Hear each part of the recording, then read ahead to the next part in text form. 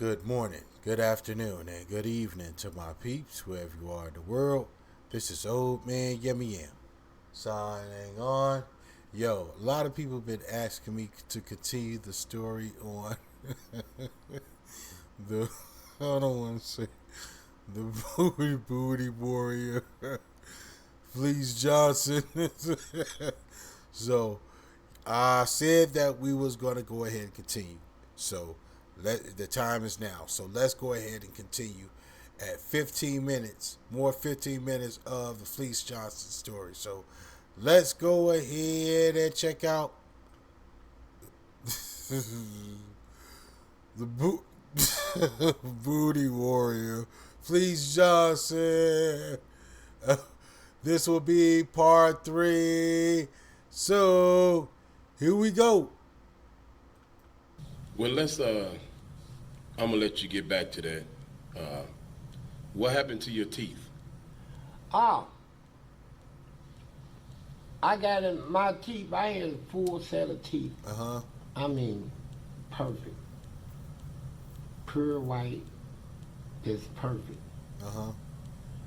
Well, I'm gonna get in. I'm in a hole, so I'm getting in a fight with this nigga. They said been in the army.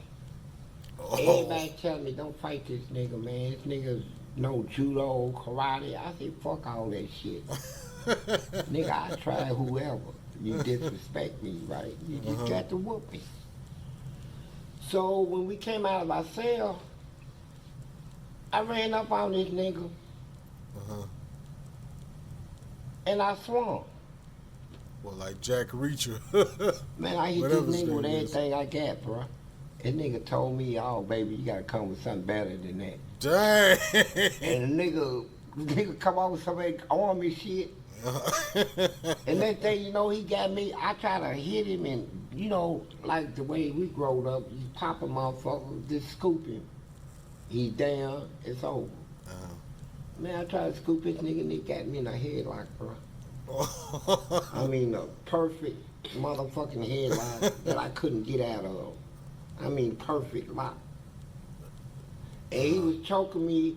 He choked me so hard, I fought it, bro. And that's when I panicked, right? This nigga's killing me. And all these motherfuckers standing around. I'm waiting on the motherfucker breaking shit up. Motherfuckers standing around just looking and shit, right? So I bit him. I bit this motherfucker. And when I bit him, he hollered, ouch. And he swung and hit me right here, and I thought he broke my jaw right here. I couldn't open my mouth, and that made me panic even more. So I'm doing like that, trying to break my mouth away from him, and then realize that I done tore all this open. Whoa. I locked on this nigga, man. Like a pit bull. Yeah, I locked on him. Tore all this shit open. So here's what happened. And he was a guard, right? No, he's an inmate. He was an inmate? Yeah. One of them big, massive motherfuckers come out of the military. They got a lot of them motherfuckers in prison. Motherfuckers come out of the army and shit, right? And so, when I seen the damage that I did. Boy, what you tell him he ripped his skin off with his teeth? On the stomach section? Whoa. Dang, boy. He got 32 stitches. I said, God damn. Shit. That's what I want to start doing, biting these motherfuckers. And so, the next fight I got into, I bit this motherfucker, bit his ear off.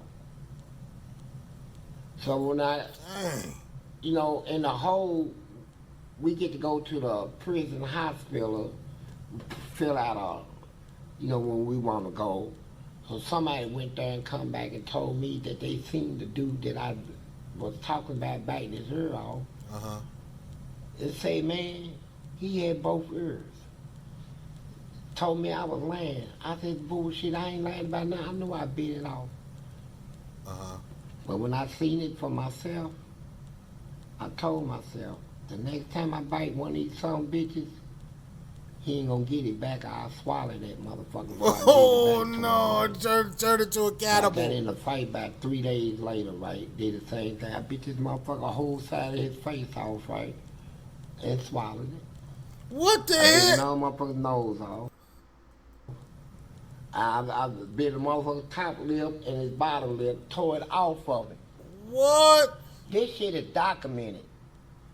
It's recorded and documented. Whoa! I mean, I guess that was his plan, and he go ahead and he just started biting skin off, just bite. Did he say he ate the skin and swallowed it?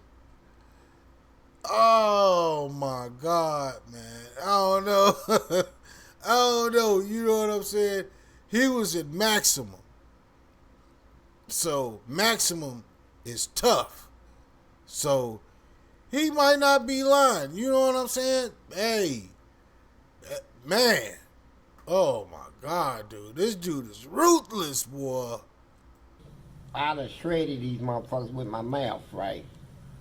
Then it got to the point where didn't nobody want to fight me because they'll say, nigga, all you gonna do is bite a motherfucker. You goddamn right, I'm gonna bite the shit out of you, right? So the Gotta keep 'em commissioner, off her you. name was LaDonna Thompson, out of the correction academy here in Kentucky. She come to the prison. She said, hey, buddy, Frankfurt sent me up here because they want me to tell you, the next time you bite somebody, they're gonna take all your teeth. I said, that's bullshit. They What? can't take all my teeth. That's against the law and all that shit, right? Uh-huh. She said, well, I'm just telling you. She said, you got 34 bites. Damn. Whoa. And I'm talking about motherfucker, I done beat them up here, took all this off. And they can't give it back. Motherfuckers, I took their top lips and shit off. And you swallowing this shit. Yeah, they still out there. Man. No lip. Yeah, I swallowed it. You goddamn right. You ain't getting it back. You ain't sewing shit on you. Because the motherfucker got his ears sewed back Yeah, on. yeah, he got his ears sewed back on. So I'm like, fuck that shit, bro. So I bit 2 more people since the last time I talked to The lady? LaDonna Thompson. Uh-huh. So she come back and a guard come up to my cell and say, hey, you got a visitor. I'm thinking it's somebody, my family or something, family coming to see me, you know. They took me down at the hospital and put me in what they call a restraint chair. Uh-huh. Well, you sit in the chair, they can handcuff you to the chair. You know, it's made like that. So she come around the corner, she called me her buddy. She said, my buddy. She said, didn't I tell you? I already knew what they gonna do, so I said, look, whatever y'all gonna do, do it. So a nurse came in, gave me a shot, put me to sleep. So when I woke back up, they done took all my teeth out and sold my gums. Yeah. Well, here's the part that I don't understand. When I do all that prison time, get out here on the street, I'm not in prison no more. That's insane. I mean, that's true. If you go ahead and have your teeth as like, they will create a document saying that your teeth are like, it's like lethal weapons. And yeah, and they do have the authority to take out your teeth. I mean, I just didn't know I was going to hear it from this dude. My uncle told me a story about that. My uncle told me a story about how a dude had used his teeth, and they named it as, lethal weapons. You know what I'm saying? So, yep, took all his teeth out. Yep, that. I didn't go ahead and believe him. You know what I'm saying? I didn't believe him at all. Because, stories of jail told is told. You know what I'm saying? And fabricate here and there, but man, that just definitely just, you know, made his story. It's true. So that's something, boy. That's something. That's something. Yeah, they will document it as lethal weapons. Your teeth. They will, and they will take them out. They sure will. They will take them out. And my sister took me up to a 2500 building on Broadway in Louisville, Kentucky. And we was talking about some teeth. You know, I need some dentures. Uh huh. And that lady told us, I think she said $1,500 for a set. But then came back and told us I couldn't get no teeth. Said it was against the law. She said, I don't know what he did, Wow. but we have a thing here saying he's not allowed no teeth about something about a violation of the law. Mm. What they was Dang. telling me is that when I had teeth, before I use them to Really, I thought he had lost his teeth through old age. You know, it's getting older. You know, that's why I thought he had lost his teeth. Wow, he can't even get no teeth. Man. They probably made sure they called every insurance company. Every insurance company, of course, the government, of course, they dang, that is wow. That's wow. Wow. fight with them, that now my teeth is equivalent to you just giving me a gun. Give me a set of dentures is like giving me a 357 Magnum. He gonna use them. Ain't nothing I can do about it. You know, like in prison when you file lawsuits, everything's in there is free. And I'm good at filing suits, right? I can file some hell of a suits. But in prison, the paper is free, the typewriter is free, the computer is free, the law books. We got a whole law office in there. Mm-hmm. Out here, the shit costs, so I ain't got that money. So I couldn't do nothing but walk around with no teeth. I don't give a shit, though. I'm who I am. I'm that nigga. You know what I'm saying? I'm that nigga for real, so I can tolerate whatever. All right, Fleece, you was tell me about the warden that did something to you that I've never heard of before. Here's what happened. I'm in a maximum security prison in Eddyville. So down there, I'm turning up everything. I'm fighting. I'm the only inmate in that prison that ever did 12 years flat in segregation, the hole. I did 12 solid years in the hole. I'm like, motherfucker, I'll What? fight you to my death. They said, you can't wear these bars out. A guard told me. I said, no, I can't. I said, I bet I can wear your ass out, though. And that's what I stuck on. So That's I'm turning max. up all this shit, turn the toilets out of the floor, bolt it to the floor. I turn them out, slam them, tear the steel beds off the wall, tear the whole door off, steel bar doors, bend the tracks where they can't open the door. So they said they got sick of me turning up all this shit. And let me put this out there. When Martha Lane Collins was governor, you can look it up in the Courier Journal newspaper. It cost $650,000 to prepare the damage done in the lecture room. I did it. I What? took a mop wranger and beat the lecturer off the stand. I did it. What? Now let me get Dang. back to you. Why these motherfuckers hate me. So, these motherfuckers, What they do? they didn't like me. Uh-huh. So, they built down at North Point Training Center here in Kentucky. Uh-huh. They built what they call a destructive proof cell, where I can't tear shit up in there. The bed was made out of solid concrete. They took the door, put a solid steel plate over the door with little holes in it like that where they can peep in and see what I'm doing.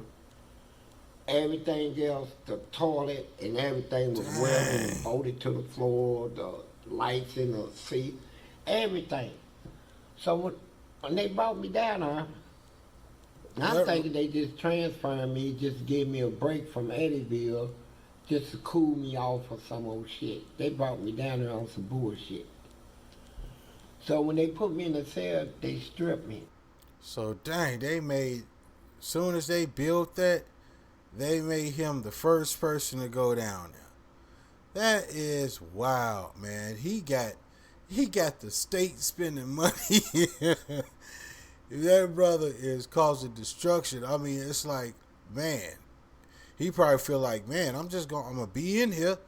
You know what I'm saying? So ain't nothing nobody can do, more to me anyway. So I'm just gonna go all out. You know what I mean?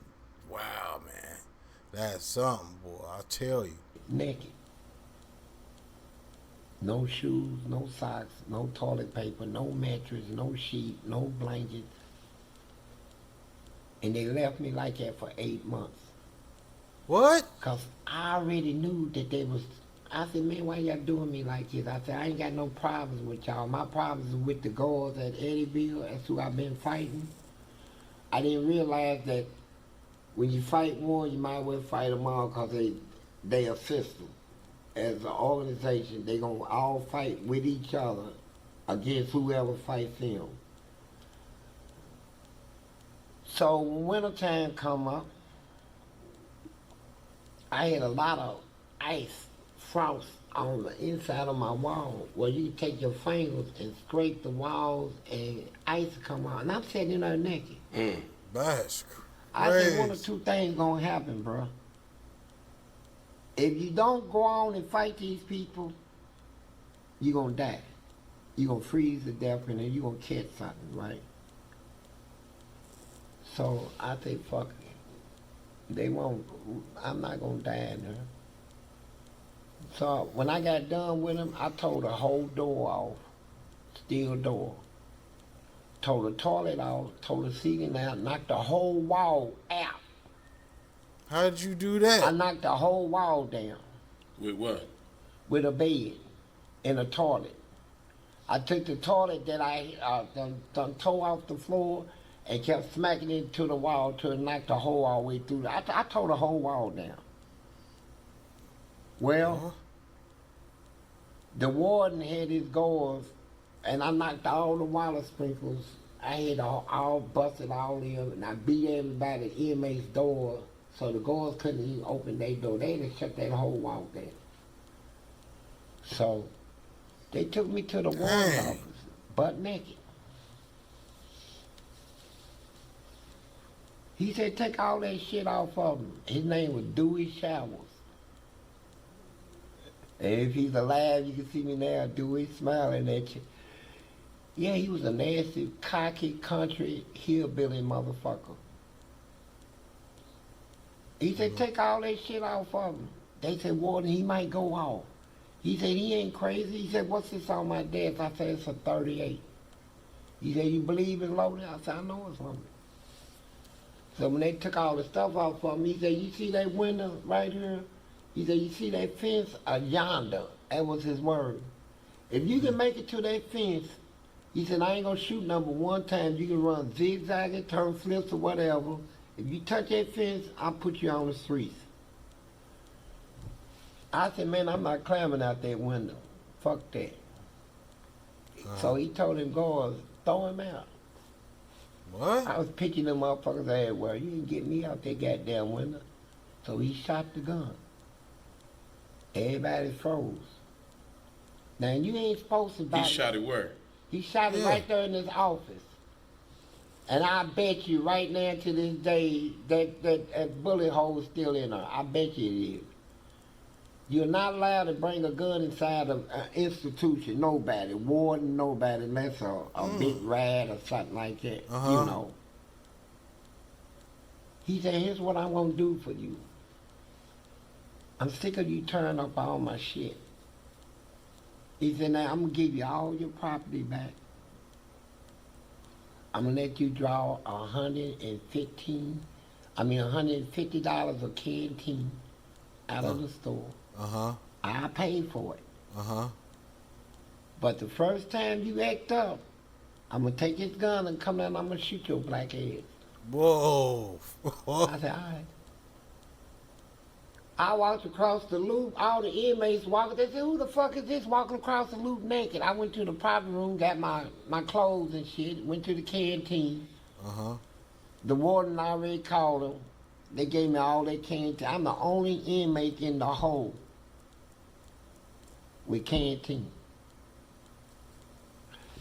Cigarettes, all this shit. So, the same day they had a white girl named Carol.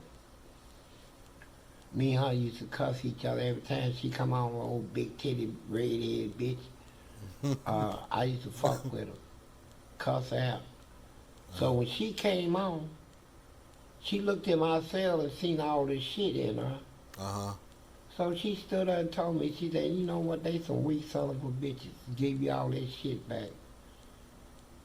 And remember that warden told me if I get one right up, he's gonna come down there and go off. And just without me even thinking, I said, fuck you, bitch. She said, I'm writing you up. I said, write this up. I tried to spit on her and all this shit, right? So I said, fuck it. So here they come.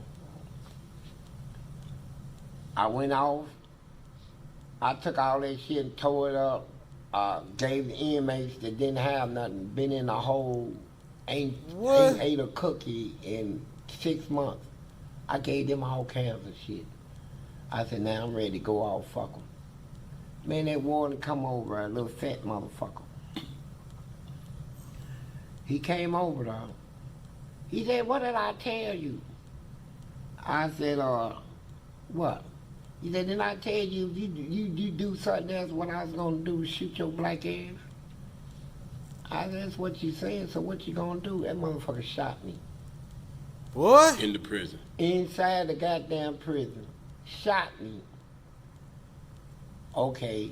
Didn't take me to the hospital. Had a prison nurse to look at. He said, just clean his wounds and bandage him up. So, I got a lawsuit on this shit. But what made me drop my lawsuit is my daddy got locked up. And we didn't get along, but I still got respect for him. And they took me to... Yeah, that's what I'm thinking. Like, what the heck is going on? And he shot you. You can't sue or nothing? Like, wait a minute. Hold on. But he said that he dropped his loss. That is wild, man. Man, this dude got wild stories, boy. Man, nobody don't want to go through nothing like that. Those wild stories. Especially living in Kentucky. I don't know how everything is now, but man, you never know what goes on behind them closed doors, them closed jails, boy. I'm telling you, then it's maximum. Warden's office and told me that if I don't drop my lawsuit, that my daddy who applied for what they call it, 30 days shock probation, that if I don't drop it, they gonna send him to Eddyville prison, where I done did all my fighting and stuff, and I know they'll try to get back at me if he goes down there. They'll try to get at my daddy to get at me. So I dropped the lawsuit. Yeah, they probably would have tortured him. Yeah, it just made me go out. But that's what happened. Just pride. And so I want all my fans to know that the reason why so much shit is spoken of about me on these documentaries is because they don't talk about what I did in the prison, right? I cost the state $200 million in a lawsuit. Western District of Paducah, the suit was Kindred versus Bland. You can just look it up and it'll take you straight to it. Kindred versus Bland. It was my testimony. That same warden that shot me, we was in court. And I had help coming from the Department of Justice, Washington, D.C. And the lady that, my lawyer, her name was Black Lady. and I love her to death. Her name was Marty Fleetwood. And if you hear me, Marty Fleetwood, yeah, heads up to you. And she came down there with At least it two was of somebody her he liked to know. black ladies. One of them was an investigator, and one was do all the researching and stuff. What, for the state? For no, Department of Justice. Oh, okay. And we went in the courtroom, and this is a consent decree. So they done already told me. They said, look, Fleece, we can beat your case, put you on the street, put money in your pocket. We can take your case consolidated with the consent decree and get one judgment for all the inmates. So what you want to do? So I put me on the back burner and said, let's get one judgment for everybody. You know, I'm standing up for everybody. Uh-huh. So we go to court, and these death row inmates start trying to break out of the courtroom, turned the ceiling out, and got caught. The sheriff. You know what? This is something I think that some people do deal with. You know, being locked up for a while. Some people don't want to leave. Some people don't want to leave. What they know is what they know. They want to stick to what they know. They feel like the outside world, being out here in, you know, in the streets, is the most dangerous thing than where they were. So some people do create, you know, robberies and stuff like that. They do all of this, you know, stuff that's against the law just to go back. Now, I know you probably heard some stories about the person that they get arrested on their first day out, or a week. You know, but some people, and they even had that in Shawshank Redemption with the dude, the older guy. He got out, and he felt like he wanted to go back. He tried to go back, but they wouldn't let him go back. And then he just offed himself. You know what I'm saying? So he was trying to go back. So don't think people don't have that mentality if they've been in there for a minute. And don't think they don't feel that this world is scary than jail. So, but let's go ahead and finish this. And the federal marshals escorted all the inmates back to the penitentiary. And I'm sitting there like, God damn. Please let me go out there and testify. She said, I don't know what good it'll do. You don't come in a federal judge courtroom, tear it up, and expect to help. But I went out there, and I provoked it, that son of a bitch. The same one that shot me. She was asking, my lawyer was asking me questions, and I was taking time to answer because I'm looking at him. And he had his head bent down. He was flickering a pen on the desk. And then when his lawyer objected to my silence, he looked up. I said, and he called me a nigger, and I acted like I was crying. And he went ballistic.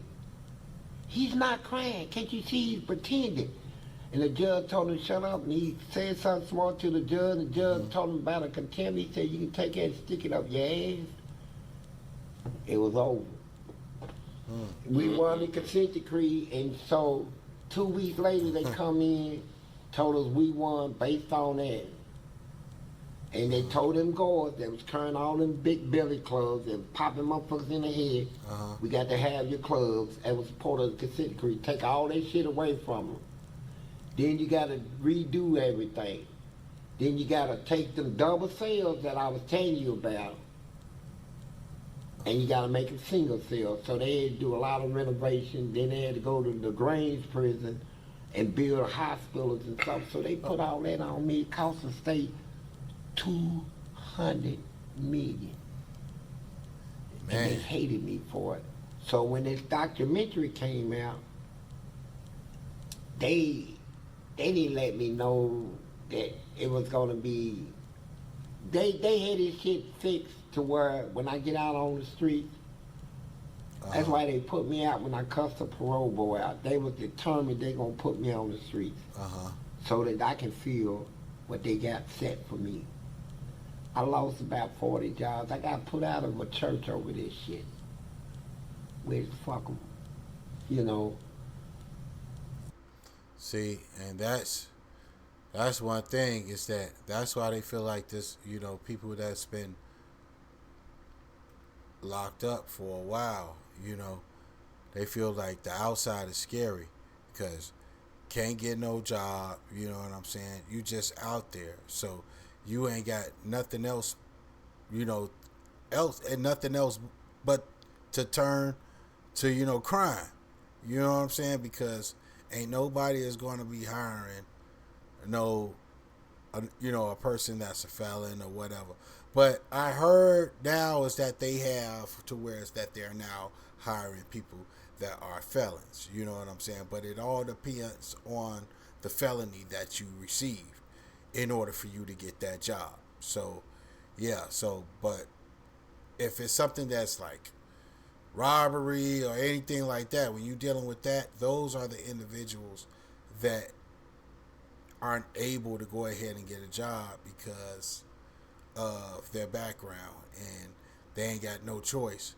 If they need to go ahead and get some money, you know, keep a roof over their head and food on the table and probably got kids or whatever, they ain't got no choice but to turn to crime, you know, and you know, and it's just like a recycle process, going to jail, in you know, in and out because you know, but uh I wanted to go ahead and share that video with y'all. Man, thank you so much for coming through. Yo, check it out. If you are here, if you are here and you haven't subscribe, like this shit, comment if you want to. What you gotta lose? So I'm gonna go ahead and sign off here. This is Old Man Yummy. Signing off. You guys take it easy out there. Y'all be safe. Holla at your boy. Peace.